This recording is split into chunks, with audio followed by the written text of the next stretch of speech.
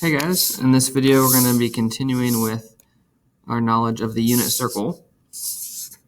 And in the previous video we specifically looked at the coordinates of all these points on the unit circle, and we said that the x value corresponded to the cosine of the angle and that the y value corresponded to the sine of the angle. So these are the two trig functions that you're probably most familiar with, and rightfully so because you use them more than any other trig functions, sine and cosine. Well, it turns out there's actually 6 trig functions, and we can figure out all of those using the unit circle. So the next one, which we also mentioned, and it was at the bottom of this paper, was the tangent. So the tangent of theta, if you think back to, you might even remember back in some point in your life, you might have learned this SOHCAHTOA, right? Kind of relates to that, in that if you were to look at tangent, the ratio opposite over adjacent, it actually would correspond to the sine over the cosine. So in case of the unit circle, it's actually equivalent to the y coordinate over the x coordinate. And you'll see down here sine over cosine. Well, if sine is y, cosine is x, that would be y over x. Turns out there's 3 other angles, or 3 other trig functions. The one that corresponds with sine is called cosecant. We just abbreviate that CSC. So the cosecant of theta is actually 1 over the sine of theta, which corresponds to 1 over y, because, well, sine is y. You might have heard of secant before. SEC stands for secant, and that is 1 over cosine, or just 1 over x. And then with tangent, the opposite of that is something called cotangent, or COT, it's cotangent. Cotangent of theta is 1 over tangent, which actually has the effect of just flipping it, so it becomes x over y. So these 6, you may have seen them before in terms of a triangle. Again, you could think of it as like sine is opposite over hypotenuse, right? Those actually, all of those trig functions and the relationships with triangles, you can actually come up with all of these coordinate pairs using that knowledge.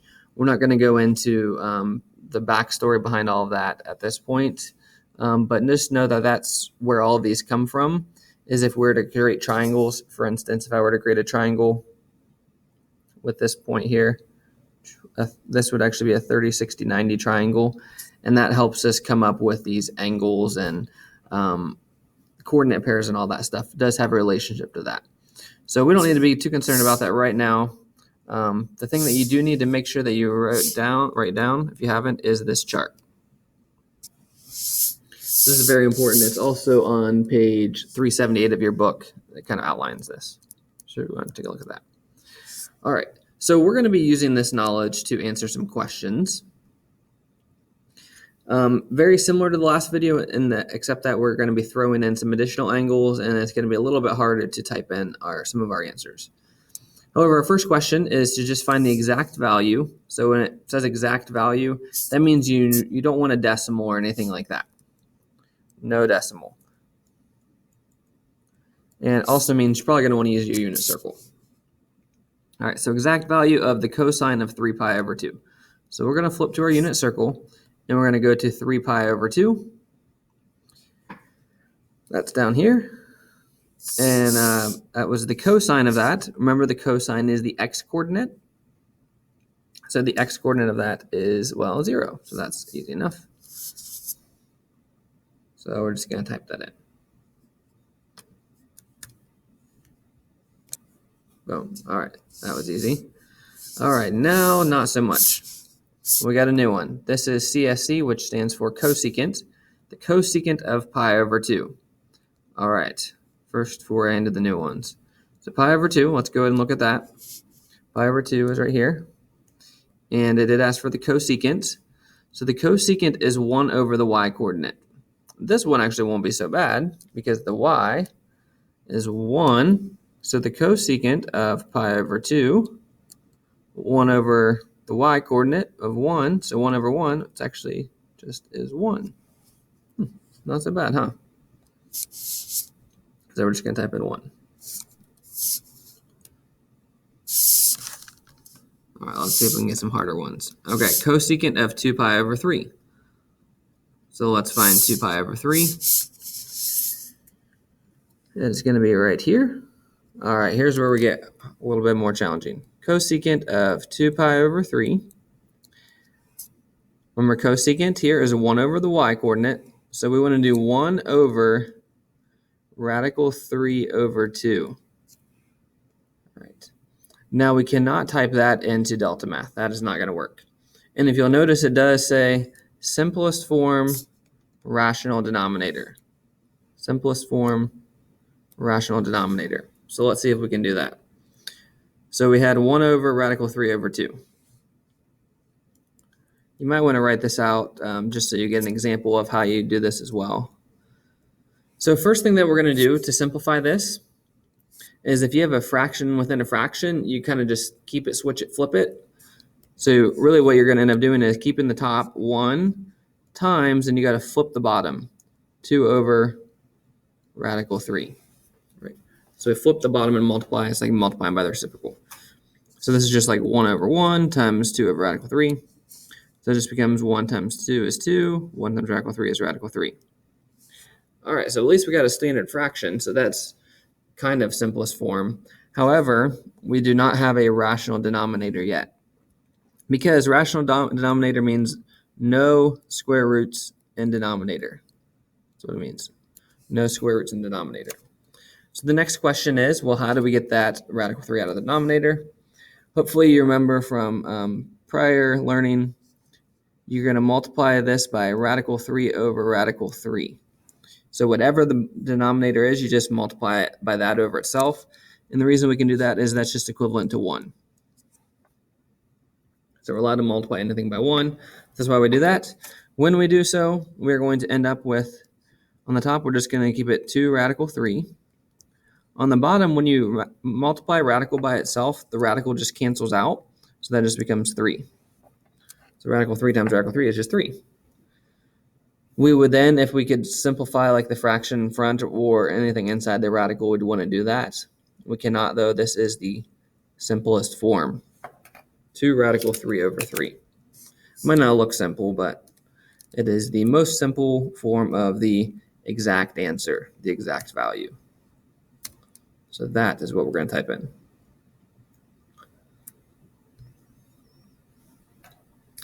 All right, let's try the next one. The exact value of the secant of pi over 6. Yikes. All right, secant of pi over 6. I'm going to write that out over here. Secant of pi over 6. So the first thing we want to do is locate pi over 6. It's going to be right here. And let's find out what the secant is. Secant is 1 over cosine. Cosine is x, so we want 1 over x. So we're going to find the x-coordinate of pi over 6. That's radical 3 over 2. So it's 1 over radical 3 over 2. All right. Well, the good news is this actually looks the exact same as that one. So we know the simplified form is actually going to just be the same as what we just did. We would flip it. So we get 2 over radical 3. And then we multiply by radical 3 over radical 3 like we just did. It's the exact same answer. And we got 2 radical 3 over 3. So that one actually simplifies to be exactly the same. So let's go ahead and type that in. 2 radical 3 by 3. All right, sine of 4 pi over 3. Let's go ahead and try that one. Sine, we should know, that's just the y-coordinate. We needed to find 4 pi over 3. So that's down here. And the sine of that, again, is the y value. So sine of 4 pi over 3 just tells us to pick the y-coordinate. Negative radical 3 over 2. So negative radical 3 over 2. That one we didn't have to simplify, notice, because there's no square roots in the denominator. So we're good there. All right, let's try a tangent. Tangent of pi over 3. Tangent of pi over 3. I don't know. Tan pi over 3. So always want to find the angle first, pi over 3. Let's go ahead and circle it. It's up here. Tangent. Tangent is y over x. So we put the y coordinate over the x coordinate. Well, y and x are actually both radical 2 over 2. Radical 2 over 2 over radical 2 over 2. Now, anytime you have the same thing over itself, it's going to actually just be equal to 1. Now, if this one of them would have been negative, then it would be negative 1. So again, we know this actually equals 1. If you didn't know that, or if you just missed it, you could still simplify this using our, like, keep the top, flip the bottom, and multiply, because we radical 2 over 2 times 2 over radical 2. When you get that, it would just be 2 radical 2 over 2 radical 2. And you would start to see here, well, those cancel. 2 over 2 is 1. So, or you could just note that same thing over itself is just 1. So that's not so bad. Once you get the hang of these, it really isn't bad at all. You're just going to need to use that little chart. Oops. What did I do?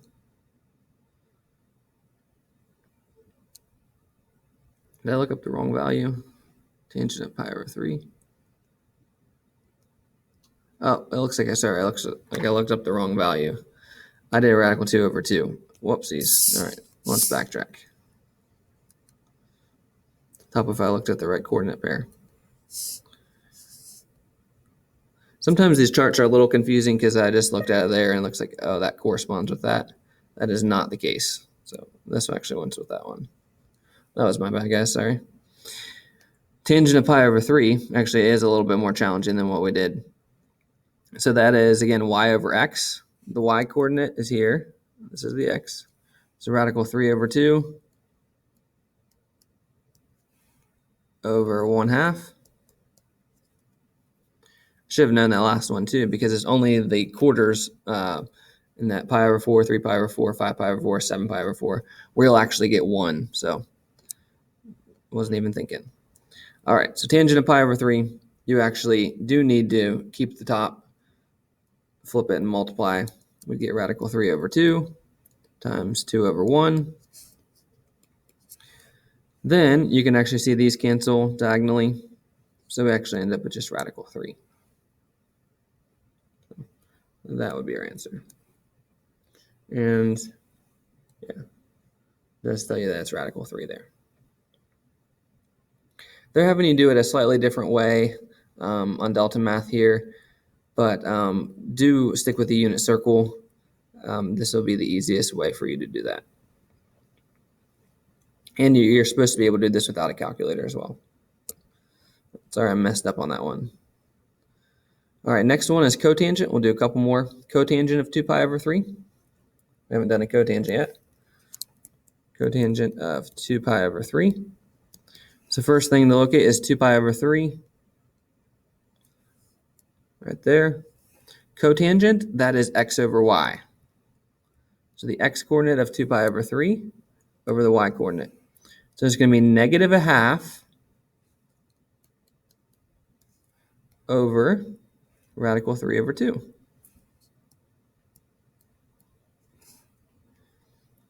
Now, obviously this is not in simplest form, so we keep the top, negative 1/2, times by the bottom flipped, 2 over radical 3.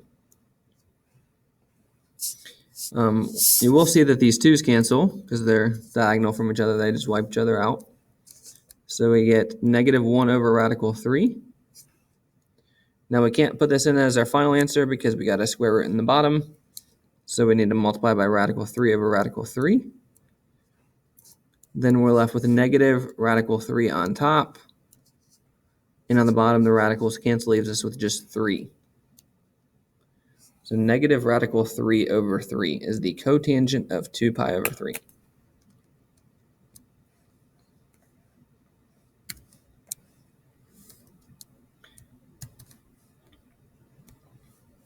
All right, hopefully you've got the hang of it there.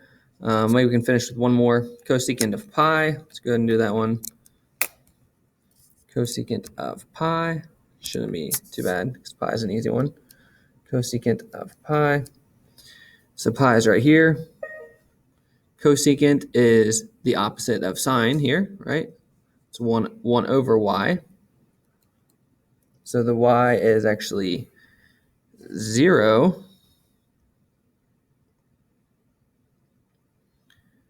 So it's 1 over 0, which actually means this one would be undefined.